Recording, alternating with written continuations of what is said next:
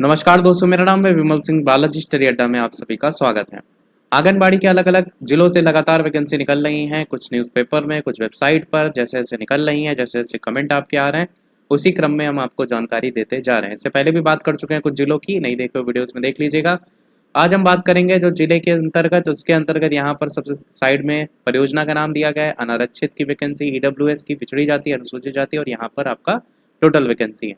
तो शमशाबाद, एतमादपुर, खैरागढ़, बरौली, अहिर, ये आपकी टोटल वैकेंसी सबसे लास्ट में। खंदौली, फतेहाबाद, सैया, जैतपुर, कला, बिजपुरी, फतेहपुर सीकरी, जगनेर, बाह, किरावली, अकोला, आगरा शहर, पिनाड, कुल मिलाकर के 469 वैकेंसी आपकी हैं, जिसमें से 176 वैकेंसी अनारक्षित की हैं, ईडब्ल्यूएस की 48 हैं, पिछड़ी जाति के 131 हैं और अनुसूचित जाति की 114 वैकेंसी हैं। ये जो वैकेंसी निकल करके आई है, इसको लेकर के कमेंट भी देखने को मिला था पूनम राजपूत जी का कि आगरा में कब आएगी।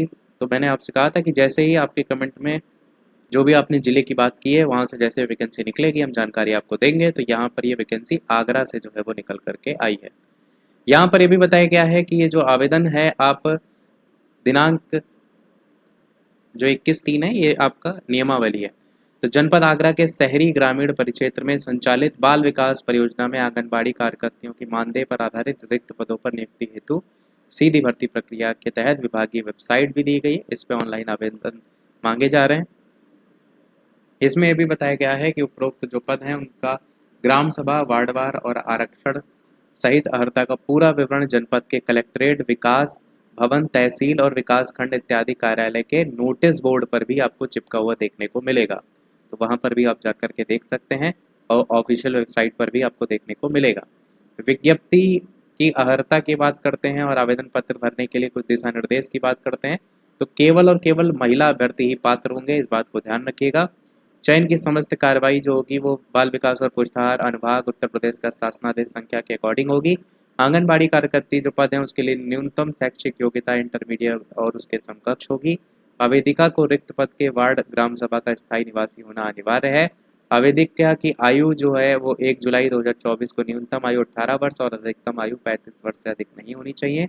सर्वप्रथम अपेक्षित अर्हता रखने वाले ग्रामीण क्षेत्रों में उसी ग्राम सभा तथा शहरी क्षेत्रों में उसी वार्ड में स्थित केंद्र की सहायिका जिसकी न्यूनतम आहारकारी सेवा 5 वर्ष की पूरी हो चुकी है तथा इंटरमीडिएट उत्तीर्ण हो एवं उसकी आयु 50 वर्ष से अधिक न हो, उसको वरीयता के आधार पर चयन जो है वो किया जाएगा। विज्ञप्ति पद के लिए केवल जो विभागीय वेबसाइट है उस पर ही ऑनलाइन आवेदन फॉर्म स्वीकार जो है वो किए जाएंगे। ऑनलाइन आवेदन करने में कोई त्रुटि होती है तो कोई तथ्य, आंकड़े, शैक्षिक अभिलेख के प्राप्तांक, पूर्णांक गलत या कूट रहित पाए जाएंगे तो अभ्यर्थन निरस्त कर दिया जाएगा, जिसके लिए अभ्यर्थी स्वयं उत्तरदायी होगा। आवेदन पत्र विभागीय वेबसाइट पर उपलब्ध फॉर्मेट जो होगा उस पर ऑनलाइन व सही सही सावधानी पूर्वक भरना होगा। आवेदिका द्वारा अभिलेखों की स्व हस्ताक्षरित प्रति जो स्वच्छ और पठनीय हो अपलोड किया जाना अनिवार्य है, जिसका उल्लेख उनके द्वारा ऑनलाइन फॉर्म में किया गया हो। लास्ट डेट की बात करते हैं जो सबसे ज़्यादा इंपॉर्टेंट है। तो विज्ञप्ति पदों हेतु ऑनलाइन आवेदन करने की अंतिम तिथि 19 अक्टूबर 2024 मध्यरात्रि 12 बजे तक होगी। लास्ट डेट जरूर याद रखिएगा।